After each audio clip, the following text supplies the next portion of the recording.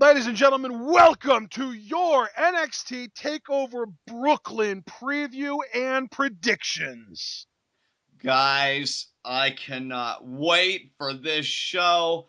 NXT Takeover Brooklyn preview and predictions is here and now, and this card is absolutely stacked. Ashton, how pumped are you for this show, brother?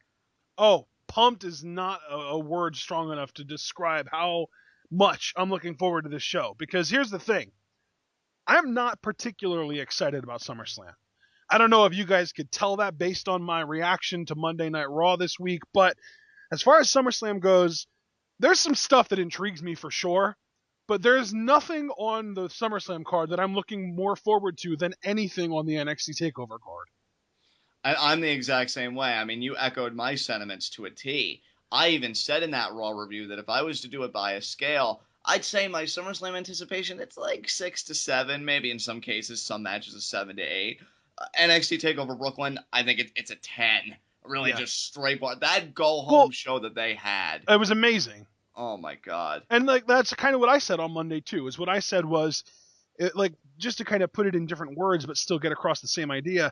If you would make a list of my anticipation level on a scale from 1 to 10 for every single match and every single angle on SummerSlam, and then do the same thing for every single match and angle on NXT TakeOver Brooklyn, the lowest rated match on NXT TakeOver Brooklyn would still probably be in the same vicinity, if not higher than the highest rated match for SummerSlam. Right. You know, I just feel like this card in every conceivable way really blows SummerSlam out of the water. And I'll even say this, the main event match, the ladder match between Finn Balor and Kevin Owens, when you look at the participants, when you look at the match type, when you look at the venue, and just the build-up, I think everything about that main event match blows Taker Lesnar at SummerSlam, the match that was allegedly too big for WrestleMania, really out of the water. And you know what the worst part is, John?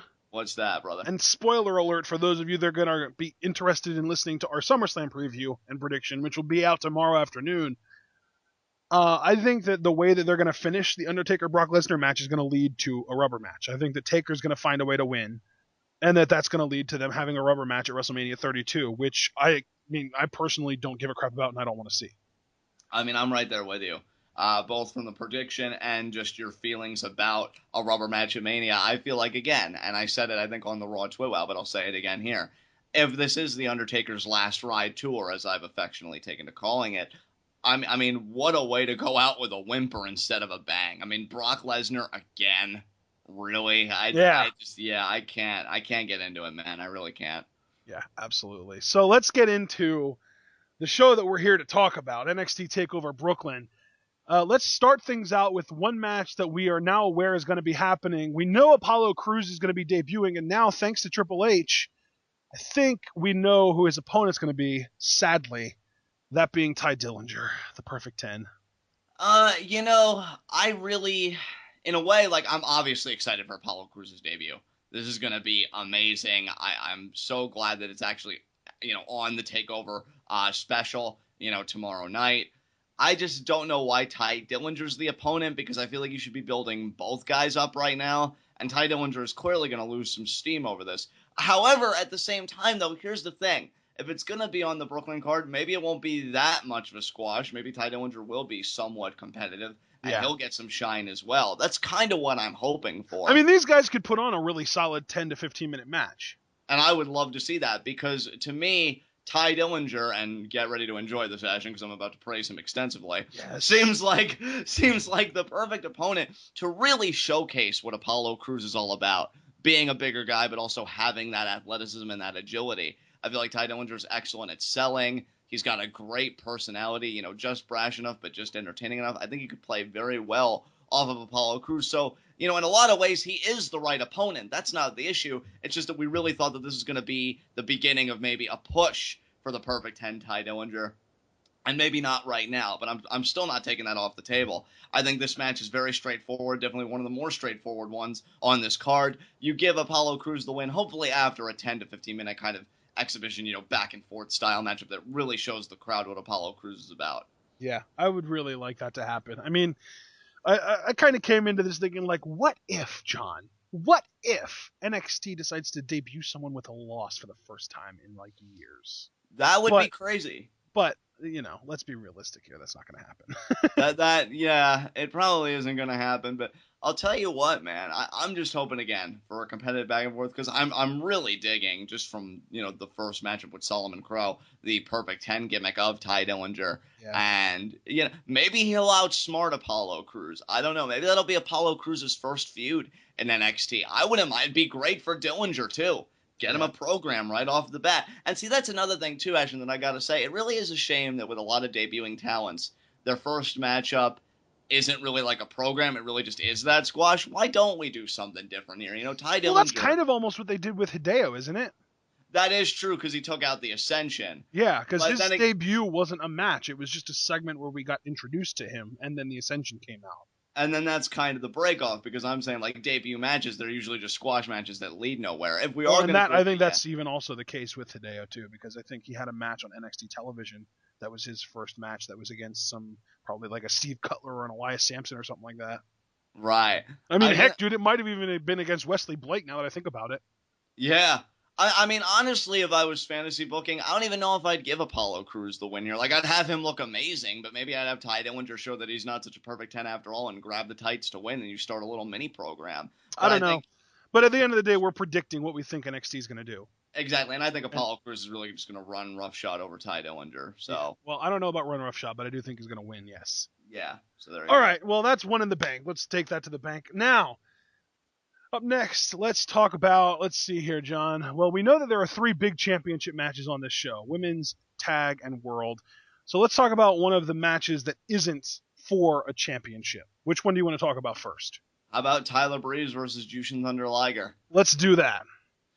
Ashton, this one's actually a bit more of a toss-up than people might think, at least for me. It's funny because I was listening to a podcast last night, and this whole time I've kind of been under the impression like, okay, Liger is an insurance policy. New Japan is giving Liger to NXT for this one show to see if NXT uses him properly, and NXT is going to let Liger go over just to kind of pay a respect to New Japan to maybe set up a bridge for future relations. But then I listened to another podcast last night, and it was 4 guys, and all 4 of them picked Tyler Breeze with varying degrees of confidence. Interesting. And see, like, I'm having a similar debacle because on one end of the spectrum, you've got Jushin Thunder Liger, who is a huge deal. Like, even people that don't really go outside of their WWE bubble that much know who Liger is. I mean, that's just the kind of profile he has, for as long as a career as he's had.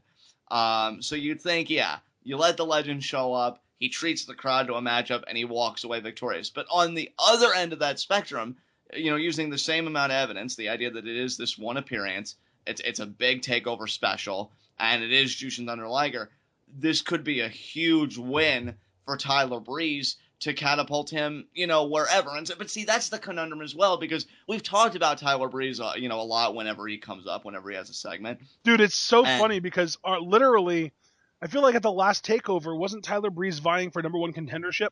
Yes, he was. And we were talking about how much we wanted to see him versus Owens. Well, now I kind of wouldn't mind seeing him versus Balor just long enough for Hideo to get healthy. Yeah.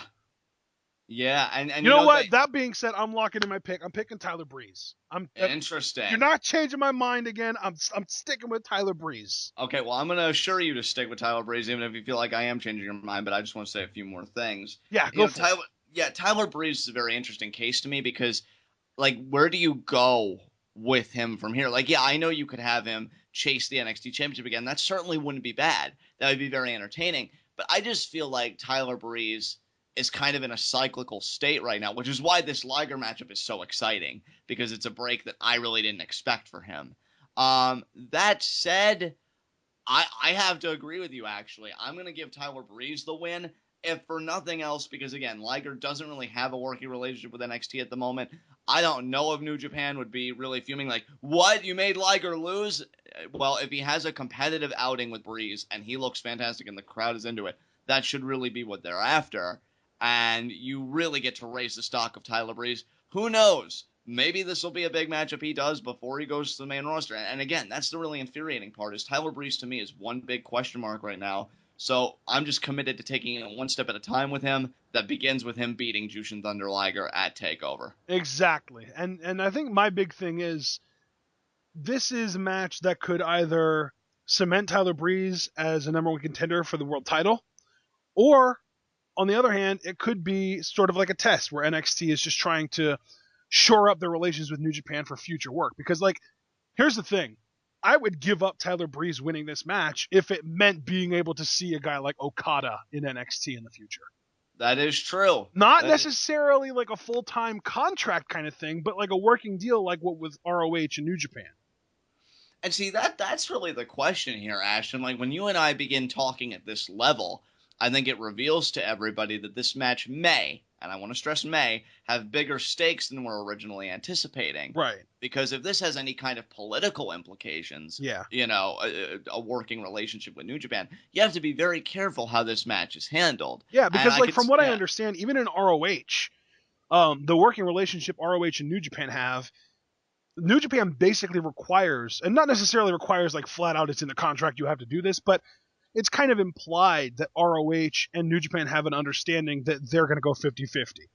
50% of ROH guys are going to beat New Japan guys, 50% of New Japan guys are going to beat ROH guys. So now I'm kind of curious if WWE is going to have kind of a similar working relationship with New Japan, or if this is just a one-off and there's going to be no real relationship between the companies at all. And I'm going to be honest with you, as senseless as this may make me sound, if it is just a one-off, you give it to Tyler Breeze. Yeah, absolutely. You maximize the talent. And I think that's why I'm saying that I'm picking Tyler Breeze, because I'm almost, you know how like whenever, and we're gonna do this a lot with SummerSlam tomorrow too. Like I feel like tomorrow's SummerSlam, we're gonna be picking different things. We're gonna have one thing that we want to happen, and then another thing that we think is actually going to happen, and that's kind of what I'm doing here. I'm going with my my realistic scenario. That's also kind of like my least desired scenario. But I'm just basing it on the fact that I don't want to jump to any conclusions and get my hopes up on something that I don't have any evidence for. Right. I'm the same way. I'm not trying to really think too much about the political potential or this and that. I'm just looking at this as a one-off for Liger. It's in New York. The crowd should be hot. And really, it comes down to me as this. I feel like the stage is set with the venue, the opponent, and everything else to really give Tyler Breeze a moment, because he's been chasing the NXT championship. I feel like he's going to be one of the guys that just never wins it, if you want my honest assessment of Tyler Breeze. It really is starting to feel that way, isn't it? Yeah, I mean, it's nothing against him. I love Tyler to death. But I just feel like he's going to be one of those guys that goes up without having ever won the NXT title. So this should be his compensation, because this could be a big moment for him. So I think both from a fan perspective and a critical perspective, I gotta go with Tyler Breeze. If Liger and really as a whole New Japan had a confirmed working relationship, I'd say, oh yeah, you want to start it on the right foot, give it to Liger. Right. But that doesn't seem to be in the cards, so I'm all about Prince Pretty. Tyler Breeze for the win. Yeah, I think my thing is too, really, even if you don't want to necessarily say, oh, they have a working relationship with New Japan, if there's a chance that Liger's coming back for more than just this match, I would give it to him, because you have to kind of establish him if he's going to be showing up more than just this time. Because, I mean, all the hype in the world, you can be like, oh my God, this guy's a legend in Japan, he's so good. That only goes so far. If he gets in here and he immediately beats one of the guys that's kind of on that main event level, or at least fringe main event, it establishes him, and then he can do a better job of putting people over in the future for this company. But if it's a one-off, like you were saying, it makes no sense for him to win. It would be a Tyler Breeze all the way. Exactly. So, yeah, I'm picking Tyler Breeze. That being said, though, let's get to another match that's sort of kind of similar to this, in that it's an NXT guy that's come up through the system versus a little bit more of an outsider who's now a little bit more solidly with NXT than Liger is, but still a little bit more of like a kind of shows up out of nowhere and gets built up like crazy. Baron Corbin versus Samoa Joe. Ashton, I don't think I have to say how excited I am for this matchup for a variety of reasons. I think it's going to be a very good matchup. However, I'm just going to cut right to the chase, and this may surprise you. I'm picking Baron Corbin for the win here. That does surprise me. I'm picking Samoa Joe. I'm thinking Baron Corbin's going to win, because here's my thing. I do believe, maybe not necessarily now, because I feel like the people in the main event will continue their feud after this, but we'll get more into that when we arrive at the main event to give predictions. But I do feel like they are starting to prep Baron Corbin to be a heel title contender. And I think it starts with beating Samoa Joe at NXT Takeover Brooklyn. See, I and feel like I think that that's definitely a plan that they have for Corbin. I just don't think that it's a plan that they're using in the near future. I think that they're planning on building Corbin, that slow build, kind of like what they should have done with Roman Reigns on the main roster, but what they're kind of starting to do now with him. And I think Baron Corbin is more of a slow build. I don't think that they're planning on putting him in the title picture even for the rest of the year 2015. I think that 2015, like the rest of the year's title contenders, are going to be basically just Tyler Breeze and Hideo Itami, and that's going to be it. interesting. Okay, well, let me ask you a follow-up question then. Keeping the focus specifically on this match. Do you feel like it's a one-off, or could you see them having a return match on an episode of NXT, in future tapings? Let me put it this way, John. I definitely don't think this is a one-off, in the sense that I don't think that this is going to be the last time these guys interact. Right. It might be a one-off in the sense that this might be the only one-on-one match that these guys have for a really long time, but that's only because I legitimately think that they might end up teaming these guys up. Interesting. I think Joe might beat Corbin, and then Corbin kind of gets up and he's like, man, you hit really hard. You made me pass out. I think I have some more respect for you now. I want to learn more from you because you've been on the indies for so long. You have a lot to teach. And I could see them kind of establishing a mentor-teacher kind of relationship. Very interesting that that's kind of what you're peering into with this match, because given Corbin's brashness and his assertions in that promo, like, you'd think, like, I don't need to learn anything because I just have a mastery of what I need to know. Well, and that's the thing, though, John, is it could be character evolution for Baron Corbin, because he does believe all that, but if Samoa Joe beats him, it's going to make him question it. So you feel like this is going to be a course in humility and just a humbling of Baron Corbin, doled out by Samoa Joe ultimately. Because when a guy like Baron Corbin gets choked out, it's really got to make you reassess some things. Yeah. So interesting mindset you've got there. However, I'm sorry, bro, I still got to stick. No, I'm not trying to convince you. Right, I know. I'm not. I'm not like trying to sway you. I totally understand you, and quite frankly, there is a very, very distinct possibility that you're going to be right, and I'm talking out my ass here.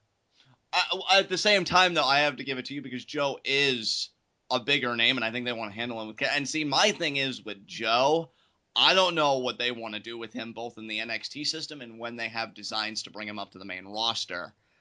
So maybe it wouldn't be the wisest thing to give him a loss here. But here's what it comes down to for me. I think we can both agree that regardless of what would happen, Corbin is going to stay in the system longer than Joe. Because I don't think Joe will be in the system much longer, if you want me to be honest. I could actually see him being one of those guys that debuts the night after WrestleMania 32, if you want the truth. Maybe and see, I was even going to say he might show up at Rumble, believe it or not. Yeah, like, it's not going to take long. I think you're even more on the nose than I am, to be honest. I'm being more conservative in my estimation. But, I mean, if you think about it, though, Samoa Joe has only been beaten once in NXT, and that was in his one and only NXT Championship match, and that wasn't even televised. That was against Finn Balor at a house show. So on television, as far as we're concerned, Samoa Joe's never been pinned.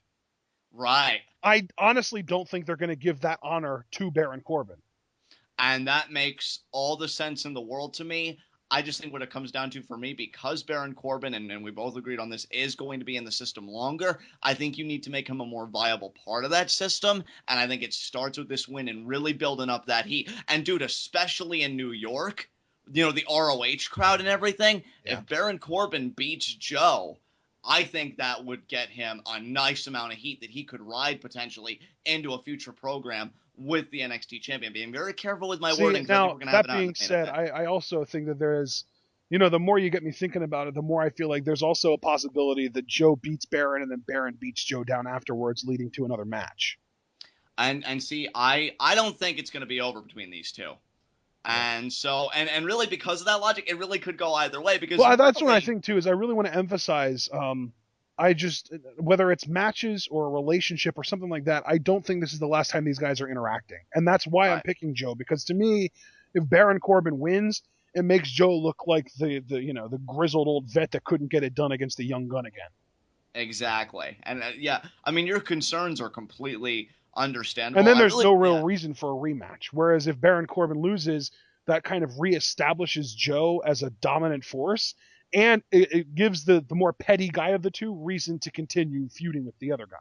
Yeah, I mean, I really don't feel contentious at all to your points. I can understand it. I don't even want to call it a gut feeling because I do feel like I too have logic on my side from the way I'm looking at Oh, it. absolutely. But So this is one of those yeah, things where this is us both looking at the same set of information and just arriving at different conclusions. exactly. So I'm picking Corbin, you're picking Joe. Our first divide of NXT Takeover Brooklyn. So there you go. First and definitely not the last, because up next we have the tag team championship match, Blake and Murphy defending against the Vaudevillains. Now, John, before we even try and predict who's going to win this match, I want to ask you, what do you think the Vaudevillains are going to do to contain Alexa Bliss? Well, you and I in personal conversation have talked about everything from a valet to train tracks. I do think it is going to be a valet. I mean, the whole thing with the Vaudevillains has been they're chivalrous. They come from a time and an age where chivalry was everything. And they feel like if they were to get physical with Alexa Bliss, despite her incessant slapping of their faces, that would be sullying, their chivalrous character.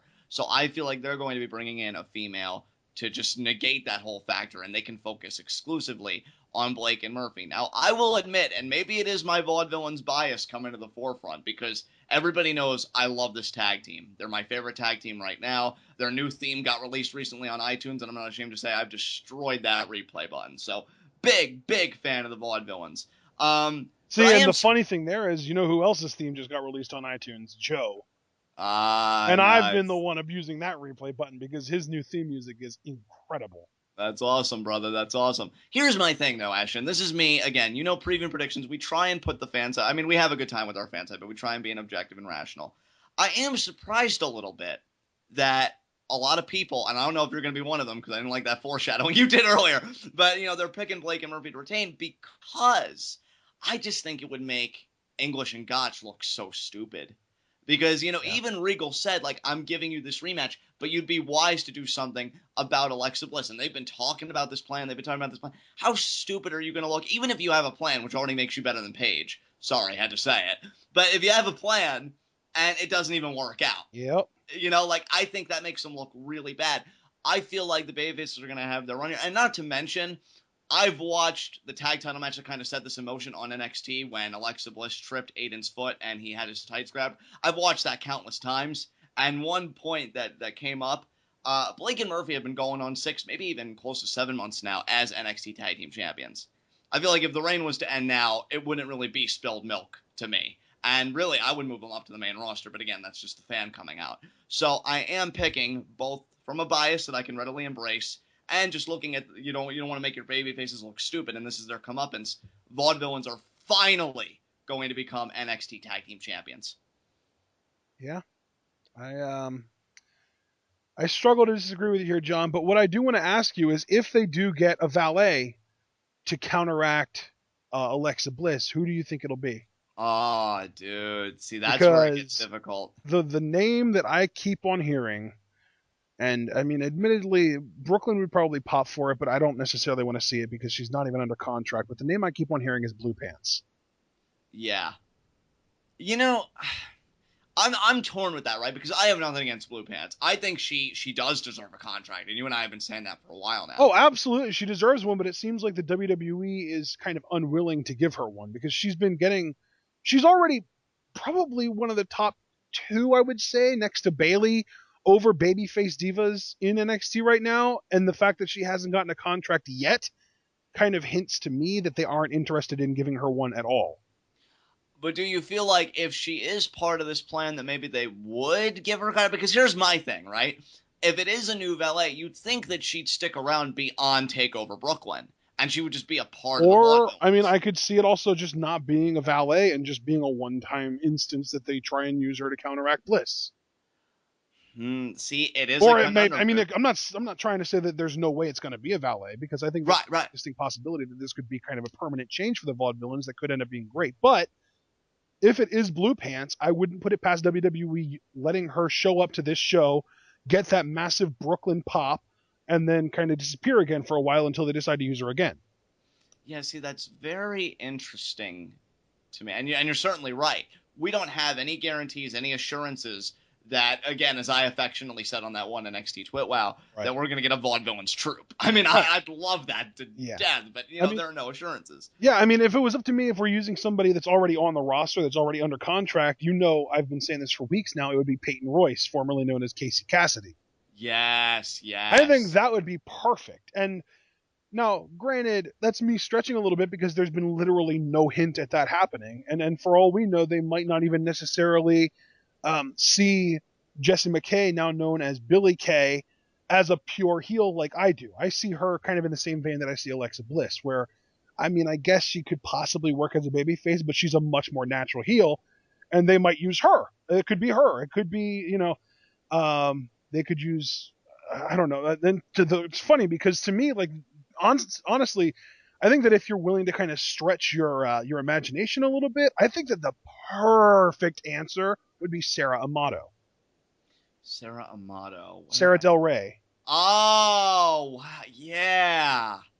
Yeah, that would be interesting. Dude, I've even read some columnists, because I'm primarily, like, I read wrestling columns that say it could be somebody even outside the system. So I will say this. See, that would be interesting. We know it's not going to be cheerleader Melissa because she's under contract with Lucha, right? I hope so. Was that ever confirmed, or was that just like really hype speculation? Oh no, she's on the roster. Yeah, so there you go. Maybe, I mean, they wouldn't bring Karma back, would they? No, I don't think. I think it would have to be somebody that they could, like, really costume and make part of that whole vaudevillains, aesthetic and stuff like that. I know that it's another stretch, but maybe Jessica Havoc. Maybe. I don't know, man, because like you're talking about going outside of the system, and that's not something WWE does, so I don't even know what to think. And I would, and see, that's why even when I read those comments, I disagree. However, I will say because, like, if I'm thinking WWE going outside of the system, I have to wonder, like, how much of the typical diva criteria are they also going to make sure that this person matches? Because if they're still kind of using that prototypical diva criteria, then obviously Karma and Havoc are probably out because they aren't models or anything like that. You know what I mean? Right. But then that kind of opens the door. Maybe Scarlett Bordeaux, right? Scarlett Bordeaux, actually, when I think about her, I think she'd be a great fit for what they're doing. Especially because, but again, we're completely out on the longest of limbs here. But see, here's the beauty of that, and here's what I wanted to say, because I disagree with those columnists. I can't emphasize that enough. I do think it's going to be a woman within the system. Right. Now, this is where I'm going to kind of come out with my thing, and then I want to thank one of our commenters, it's Caltag Star 96, for kind of planting this. His comment, to read it word for word, was, I think it could be a good face turn for Blake and Murphy because they get sick of Alexa's shit maybe after they lose the titles to Gotch and English, and then Alexa slaps both of them, and then like they go, or maybe like a possibility would be like she goes to slap them and they kind of catch her arms and they just kind of storm off. What if the Vaudevillains answer for Alexa Bliss is right under our nose, John? So, what, using Alexa Bliss against Blake and Murphy somehow? Yeah! What if she turns on Blake and Murphy just for the sake of she's realizing that the Vaudevillains are going to win the titles, and she's kind of, her character is kind of that she is kind of like a gold digger almost, where she wants to be with whoever the champion is, so she turns on Blake and Murphy to get in good with the Vaudevillains, who she knows are going to win the titles anyway. Interesting. But wouldn't that kind of create a scenario for a double turn? Because I can't imagine Vaudevillains accepting her help to be a really babyface thing. Are you seriously trying to say that you can't recall a time when a babyface male or male stable was with a heel female? Yeah. Because I know for a fact that the opposite scenario there has happened with, like, for example, Macho Man being a heel with Elizabeth. Right. Yeah. Or Dolph Ziggler when he first turned face before he broke up with AJ Lee. That was a thing. Right. Yeah. So, I mean, you certainly have a point there. I don't know. I think that they could make it really, really, really awesome because Alexa has this amazing heat right now, and the Vaudevillains could turn into almost sympathetic characters where she's bossing them around, telling them what they do, and they don't necessarily want to do it, but they know that if they don't, she's going to slap the taste out of their mouths, and they don't want to get slapped, and they don't have an answer for it. That is true. Here's my thing, just take it one step at a time. You said the YouTube user was Caltag Star. Caltag Star 96, yeah. Caltag Star 96. I love that idea. I do. I love it a lot. Here's my thing. I think I would kind of extend it a little bit. I would maybe have her blow up at Blake and Murphy, like in New York, because I think that'd be a great moment for that crowd. I wouldn't have them dump her, though, until they lose their return match and she does it again, and then they get fed up. Right. Because you know that Blake and Murphy are going to exercise their return match. I think that's a foregone conclusion. So I like the idea. I would just extend it a little bit and kind of drag it up just a little bit. I wouldn't have it all happen at New York, because I think that's a lot for one segment to contain if we're both predicting a title change here. But I do love the idea immensely. As far as Alexa Bliss actually associating with the Vaudevillains as part of that Golden Era Herder, it would be an interesting narrative. She could even change her attire again. Like, she has this, like, before it was like all the blue attire, blue and white, and then she changed it to like the red, black, and white getup that she's got going on right now with Blake and Murphy. She could change her attire again to have like a steampunk look for the Vaudevillains. Yeah, she very well could. And again, I think it would be an interesting narrative to take, because she is a gold digger, but it's really It's like not even really that. It's more just she's a control freak. She wants to be in control, and she wants to control her own destiny. So rather than sticking it out with Blake and Murphy and leaving it up to the chance that they would get beat by the Vaudevillains, who she has kind of in her mind that like these guys are better than my guys, she jumps ship and joins the guys that she has more confidence in winning the championships. And then the whole story is Alexa Bliss isn't necessarily with these guys because she likes them. She's with them because she can control them, and they're the champions, and that gives her power. And that would be very interesting for Bliss's career, because she would manage a lot of teams before she got called up to the main roster. If the tag team titles were her focus, maybe she would even try and branch out later. But well, and then that could even help her again for heat, because like people want to like the Vaudevillains, and they could still do that, but they would hate her so much because she'd be a bitch to them. And again, where the narrative becomes interesting is that she's a control freak, and that creates a very violent opposition to me, because the Vaudevillains are chivalrous, so it's going to create like a really strong tension there. Yeah, exactly. Because they can't do anything. To your point, do I think that's going to happen? No. I'll just no. I mean, yeah. Again, I just wanted to, because Caltag Star just kind of said that, and I was like, oh my god, it's like a switch went on in my head. Like, what if their answer for Alexa is Alexa? Like, what if they don't actually have like, and maybe that's why they didn't come right out and say who it was, because she basically went up the ramp to shut them up because she didn't want them giving away the plan, right? Right, maybe. Hell, maybe. It would be so fascinating. That's something Lucha Underground would do. I'm giving NXT too much credit. Yeah, and see, dude, you and I have been spoiled by Lucha Underground. You've got that Lucha Underground thinking going on, which I don't blame you. I love you for it. But I think that, yeah, Vaudevillains are going to be bringing in somebody. I would love if it was Peyton Royce, because you would mark out and be like, yeah, I got it. That's definitely my favorite pick, but I mean, just based on speculation, I'm thinking it's probably going to end up being Blue Pants. I'll break it down like this, because we talked about so much. Favorite pick within the system, Peyton Royce, because I'm with you. You really sold me on that idea. What I think will happen, Leva Bates, a.k.a. Blue Pants. What I'd like to see happen outside the system, you sold me on Scarlett Bordeaux, because I think she'd be perfect with those guys. She would. Yeah. So, but I do think, yes, Blue Pants. So, Vaudevillains title change. You agree with that, right? You don't think Blake and Murphy's going to retain? You do see a title change here? Oh, yeah, absolutely. I mean, to me, after, and that's the thing, too, you need your champions to be babyface right now, because Enzo and Cass are on their way to getting called up. Mojo Rawley and Zack Ryder shouldn't be anywhere near the vicinity of the tag team championships. And the only tag teams that you have left after that are obviously Blake and Murphy and the Vaudevillains, but then the two heel tag teams, the Mechanics and Jordan and Gable. Right. And I think Jordan and Gable are going to be kind of first in line to kind of go after the tag titles. Although, didn't the Mechanics beat the Vaudevillains recently? No, that was Enzo and Cass. It was Enzo and Cass. Never mind. Right. Yeah. But yeah, still, I think that you've got two up-and-coming heel tag teams, and it makes sense that you would put the titles on the babyface team. And even then, like we've been talking about, Blake and Murphy need to get called up. Well, Blake and Murphy and Enzo and Cass getting called up within the same 6-month period would be a shot of adrenaline to the WWE's main roster tag division, which they need desperately. And the Usos getting back healthy isn't going to fix. Exactly. I completely agree with everything you just said. I've got nothing more to say about this match, except I, just as a Vaudevillains mark, cannot wait for them to finally win those tag titles. So let's do it. All right. Now, this is To me, I won't say that it's the second or first most important or intriguing match on the card because the NXT Women's Championship is just so freaking prestigious right now. But it's somewhere in that range. It's first or second. I don't know. But regardless, it's a super important match and a super intriguing match. Sasha Banks versus Bayley. But at the end of the day, John, can we both agree that Bayley's winning this? No, we can't. Oh, you're picking Sasha? I think I'm picking Sasha.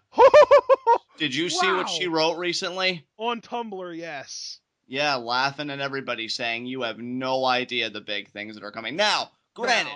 Again, yeah, my thing about that is that could also be like a Chris Jericho level troll. That is very true. That could also be her speaking in character, talking about how I've personally got big plans to make the NXT Women's Championship, blah, blah, blah, blah, blah, blah, blah. And then in reality, she knows, like, okay, this is Bayley's time. And, you know, what's so funny about it is, because, again, you know the columnists I read. One columnist put it plainly. It should be a really easy decision. You give it to Bayley. Screw unpredictability. Sometimes predictable is good, and this is where it's good because it's the venue. He says he hopes that Izzy sitting in the front row really create that moment for Bayley. And there is a huge part of me, that agrees with that. However, and you're going to hate me for this, and everybody's going to hate me for this because I don't even know if it makes much sense. But I feel like at that contract signing, Sasha Banks verbally eviscerated Bayley. We can agree on that. Which makes it make more sense that Bayley would get the win. But here's the thing, though. I'm not done. Here's the thing, because I would agree, right? You verbally tear down a babyface, yeah, gets their comeuppance, proves the heel wrong.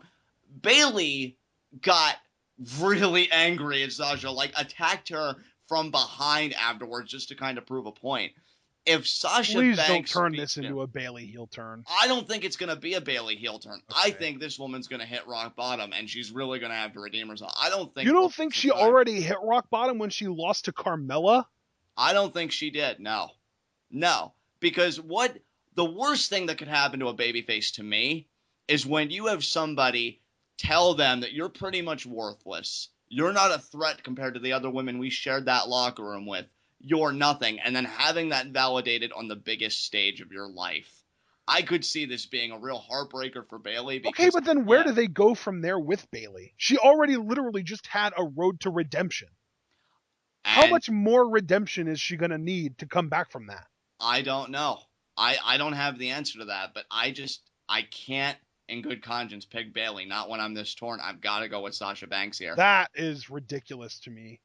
Yeah, I think that makes no sense to me whatsoever. I feel like you're using all of this logic that makes sense and then literally just saying, ha, logic, and then flipping it over and saying, screw it, because you don't care. I think Sasha's getting the last laugh here. I just Why would she, though? I don't know. You can't have a babyface go on this triumphant journey of making up for all of the times that you kind of didn't take it as seriously, and back when she was all about just hugs and having fun, and she lost to freaking Carmella, I think, if I remember correctly, and she's got all these losses under her belt, and then she comes back on this great road to redemption, and then Sasha Banks tears her down verbally, and then she loses? Yeah. Are you literally just trying to push back Bayley being an NXT Women's Champion another year? Because I feel like that's at least as long as it would take to recover from losing this match. I gotta go with what I feel, and my gut says Sasha Banks is gonna retain. Wow. Yeah, I don't think Bayley's gonna win it here. Is that just because of that Tumblr post? Be honest. I think it's the Tumblr post, the contract signing. The contract signing was literally like, if the contract signing was a compass, north would be Bayley winning. And Smart Money says, you're right. And again, I agree with that columnist and everybody. Like, there's a big part of me that agrees, but there's that nagging part that I just can't ignore. I'm going to listen to it in this case, and I'm going to say Sasha Banks retains. Oh, my. Well, you know what, dude? If Sasha does win, I'm going to freaking get down on my hands and knees and bow down to you, because that is the boldest prediction I've seen in a while. Yeah, Sasha Banks to retain. Man, that's crazy to me, but I have to go with Bayley because it's just making, like you said, just throw unpredictability out the window. There's no reason to go that route. It makes the most sense in the world for Bayley to win this. I mean, and again, no contentions here. I have no reason to Well, contend. obviously there are contentions considering the fact that you're not picking Bayley. Well, I mean, yeah, I mean contention in that sense, but I'm not going to overly argue your point. I mean, everything seems primed for Bayley to win this thing. Just got a feeling that it's just not going to be now, not going to be this time. Or So apparently this year, because if she loses this match, how the hell is she going to get back in the women's championship picture? I don't know. They'll find a way, I guess. I don't know. Oh man, I just can't agree with that. But this is definitely an agree to disagree kind of situation because we're just going to spin our wheels if we try and convince each other otherwise. Absolutely. I say we move on. I think we should only have, right? Finn Balor versus Kevin Owens ladder match. My God, this matchup. This could be a match of the year contender. Again, John, though, I wanna reaffirm I am sticking with what I think is the most logical conclusion, and to me, the logical conclusion to this match is Balor wins. That's it. I'm picking Balor to win. And I'm picking Balor to win too. I'm thinking, this is going to be kind of the finality for Kevin Owens' NXT Championship, or not NXT Championship run, but just NXT, run in general. In general, yeah. Yeah, exactly. This is going to close the book on it. I can't think of a better place to close the book than in Brooklyn again, an ROH crowd, very indie crowd. Kevin Owens is people. And, I just feel like Balor's going to move on from this. And that also will really kind of fuel my Corbin prediction from earlier, because I feel like once Balor gets through with Owens, Corbin may be the next target. I could see them really trying to move him up to that NXT Championship picture. Not necessarily winning it, but just being in that sphere very quickly. See, and to me, again, I think that they know, as far as Corbin goes, they know that he isn't quite on that level. They want to, he's kind of, like I said, back when the Shield broke up. And again, let's remember, when the Shield did break up, Roman Reigns didn't end up, he was the last of the three to get NXT Championship match opportunity. Because his World Championship opportunity was at WrestleMania. Ambrose got his opportunities earlier, I think in like September and October. Rollins got his, Rollins was freaking Money in the Bank, so that doesn't really count. Plus, he's teased a bunch of cash-ins and stuff like that. But I even said, back when the Shield broke up, I said I think Rollins and Ambrose are ready. Those are the guys that the WWE is going to cash in on right now. And Roman Reigns was just that paycheck man, or the investment. He's an investment. You need to hold off, and when he's finally ready, that's when you cash it in, and it's going to give you more of a payoff. And I think Baron Corbin is an investment right now, and I think that NXT knows that, and I think that NXT is smart enough to hold off on him. I think that once Balor retains his title here, his match is going to be against Tyler Breeze at the next Takeover and Hideo Itami at the one after that. And we'll see. I mean, I think, really, I if I'm being honest, I would say that I guess your alternative is more viable than mine. I just feel like Corbin is on an upswing right now, and they may want to capitalize. Is he really, though? I feel like he's going to be. Because I was going to say, though, is Corbin really on any more of an upswing now than he was at the last Takeover when he went against Rhino? Maybe not, but I feel like he's getting great heat at the moment. He's owning his heel character. He is getting a pretty insane amount of heat. I will give you that. Yeah, I feel like he's really going to capitalize on this character. But here's the thing, too. You make a great point with Tyler Breeze. That's why we both picked Breeze to win as well. Not just because of the whole Liger thing, but maybe they will do this with Breeze again. They know he has good chemistry with Balor because of the last Takeover. Right. Get him in the ring again, and then by that point, Hideo should heel, and then hopefully Balor will go heel, and when we do Dude, that. I was even going to say that. I think that their next Takeover match, if it is between Balor and Breeze, I think that they could end up doing a full-on double turn at that match. And see, here's my thing, dude. Because Takeover events seem to be like, 3 months apart and a little time in between, I think we'll have gotten done the Balor Breeze program before the next Takeover. I do think the next Takeover will be Itami, Balor, and maybe like during the course leading up to that Takeover, we do see the Balor heel turn, if that is going to be the road they go, which I feel like the last Takeover was 3 months ago. So if we go by that, the next one would be mid to late November. Right. Isn't Itami scheduled not to come back until like November, December-ish? Yeah, that's what I heard. Yeah. So maybe not. Well, I mean, we'll see. But I'll tell you this, Ashton. All this talk of Balor turning heel at Itami's expense, the more time goes by, the more I put stock into it. Oh, yeah. So I do feel like I think if you look at the facial expression that he made on that turnbuckle on NXT on Wednesday, that's not the kind of face that a good guy makes. Right. That's not a face that you get from a white bread baby face. Certainly not. So I'm thinking Demon Balor ascends that ladder, takes the belt down. Yep. Kevin Owens rides off into the sunset after a clinic. I've loved the build to this match. I love the guys involved. That closing promo by Owens, though. Oh, and you know what? I just thought of something too. Yeah. Is there may be a possibility that Owens will attack Balor, give him the old power bomb on the apron, so that the NXT can kind of cool Balor off for a month or two. And that could be. I think there's a lot of possibility in this main event match. I think it's going to be great. I think the crowd's going to be hot for it. Owens may, try some dirty tactics, but I just can't see Balor losing the belt here. Yeah. I just can't wrap my head. The only argument that you could make, and I just want to put it out there because we explore all possibilities. Balor was pretty much making the point that in Sumo Hall, he won in front of his people, and Owens is making the case, well, Brooklyn is my people. Right. So we could do a tit for tat scenario, and I'll be that would honest. set up for a very interesting rubber match, wouldn't it?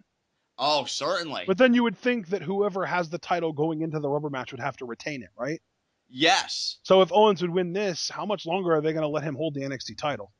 Yeah, and you make a great point there. I think the only other good thing to come out of a rubber match is maybe you could establish another number one contender in that time and make them very believable. That said, though, even though I'll admit that I have kind of entertained the notion and I have indulged in it slightly, thinking, well, yeah, that could work. I'm still going to say that Balor retains here. Yeah, I agree. Yeah, Balor retains. I think Balor is the only champion on this show that's going to retain. Obviously, you think Sasha is. I think we're going to have new tag champions and a new women's champion. You think we're going to have new tag champions, so we agree on that. So we agree that we're going to get new tag champions and that we're not going to have a new NXT tag world champion. But women's championship, we're split on. Yeah, pretty violently. Yeah, but I'll say. But yeah, I mean that's what's great though is that we're going to find all of this stuff out tomorrow. It's going to be an amazing show, guys. I cannot wait for this. Absolutely. We'll see you guys for our SummerSlam preview and predictions.